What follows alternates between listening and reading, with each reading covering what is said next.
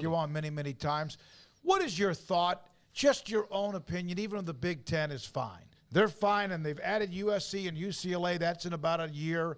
They're only going to get bigger, better, faster, stronger, and the SEC will do the same thing. What is your, just as a college football guy and fan, of what's going to happen, in your opinion? What eventually happens with the Pac-12? Well, I mean, this is a fluid story. I mean, you asked me a week ago, I might have said something different than what I say right now, but you know, my colleagues at The Athletic, I'm keeping up with Max Olson's content that he's putting out, and other writers about Stuart Mandel.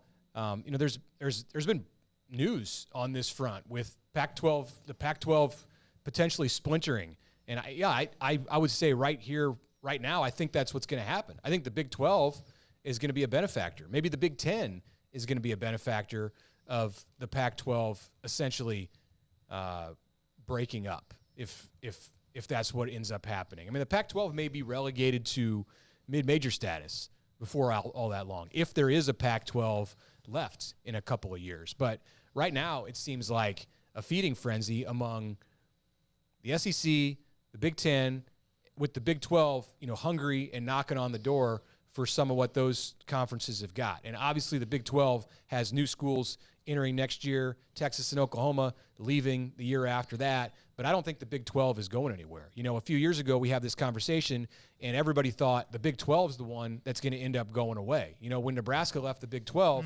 part of the fear was, is there going to be a Big 12? Yep. Is there going to be a conference? Nebraska needed a conference. It's not Texas. It's not Notre Dame. They had to be able to go to a place just because there aren't they need that TV revenue. They need what a major conference can add. So you can't blame Nebraska for jumping for the security that the Big Ten offered.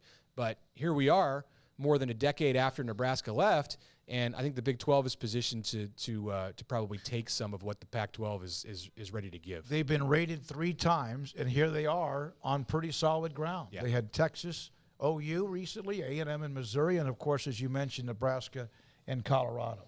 All right, man, great to see you. Appreciate it. You've been on with us. Now you get to see a little bit of it.